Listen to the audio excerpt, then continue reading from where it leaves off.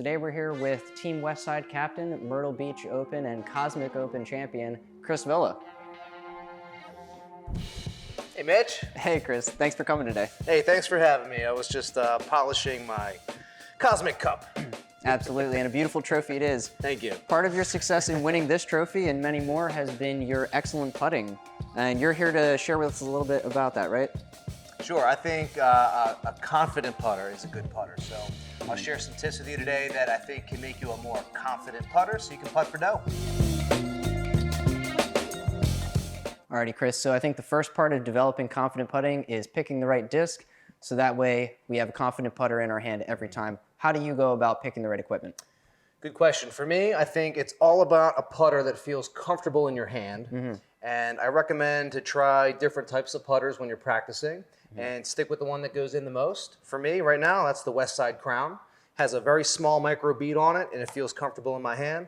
And for me, this putter inspires the most confidence, and that's why I use it. So once we have the right disc in our hand, one that, like you said, instills that confidence, what sort of grip do you use? For me, I like a grip that allows me to open my hand and have the putter come right out. And so I would like to have my index finger tucked underneath the rim a little bit so that it doesn't create this resistance of when I open my hand. And so a comfortable putting grip for me looks like this on the top, where I have my thumb right here, and then I have a little bit of a modified sort of fan pattern with my lower fingers underneath the rim. And this allows me to just really utilize my arm for the putt and not really have to incorporate my wrist too much, because my arm is going to provide the motion where I can just open my hand and the putter comes out with no resistance and without my fingertip kind of getting in the way of getting the maximum spin out of my hand. Gotcha. Cool. So let's get into the setup of how we approach our lie now. So we've thrown our shot, we're now putting.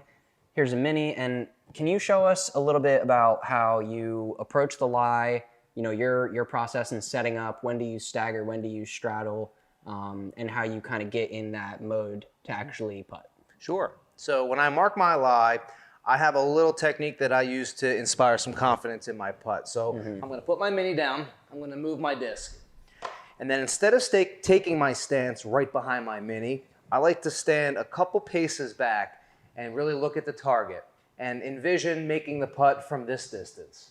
And just take a couple seconds to kind of line up my putt as if I'm putting from here. And then once I'm kind of focused on my target, I take 2 steps forward.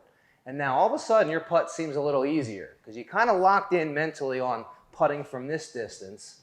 And then all of a sudden, now you're about 2.5 feet closer. You just get that little boost of confidence. Yeah. Because now it feels like instead of making this long putt, it's much easier from here. So I like to take that minute to just kind of focus myself at a little bit of a longer distance. And then when I step up to my lie, I get that confidence boost. Once I'm ready to actually putt, I want to get my weight set.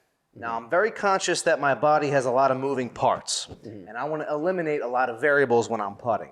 So my ankles and my knees and my hips and my elbows and my wrist are all parts of my body that can bend and move.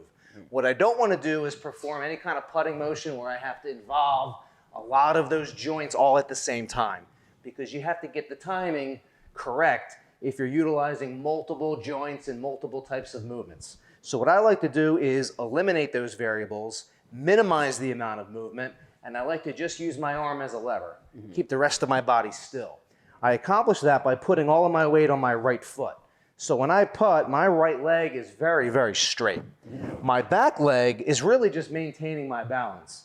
Now, you'll never see me putting like a flamingo, but I almost feel like I could, because that helps me minimize a lot of the unnecessary movement of the rest of my joints. So when I'm on my right foot and I got all my weight on my right foot, my left foot really is to just maintain balance. If I'm on flat ground, my left foot will be pretty much in a line. But sometimes you find yourself in disc golf where you're on a little bit of a hill or a slope.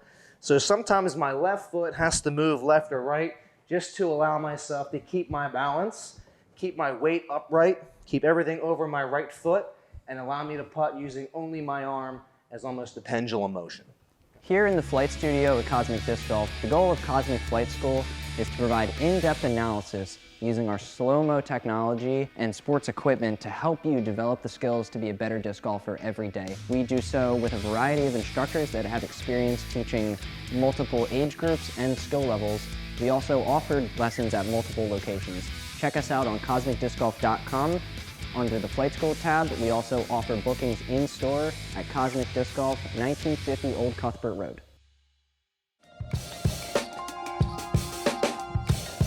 Next, I want to talk a little bit about mental game and how you approach putts from different distances or with obstacles, or how you put all that together to execute that next putt.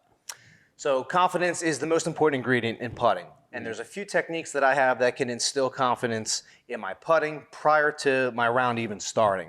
So one of the things I like to do to really boost my confidence before a round is I go to the practice basket and I take 3 putters and I stand about 8 feet away.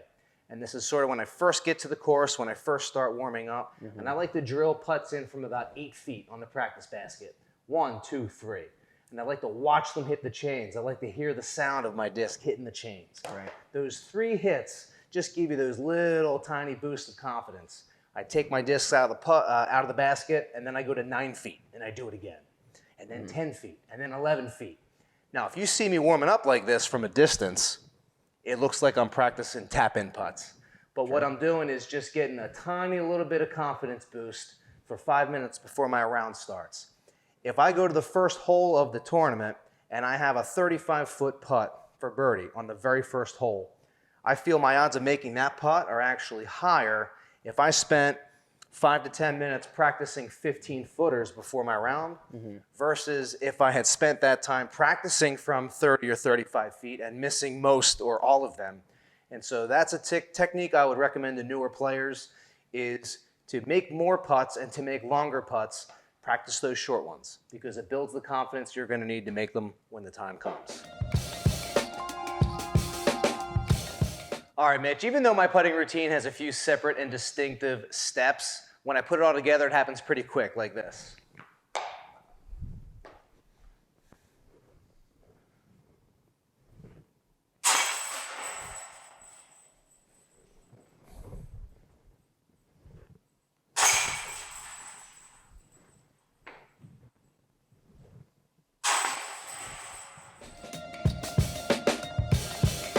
Chris, I want to thank you for coming out today and sharing your tips and tricks for putting.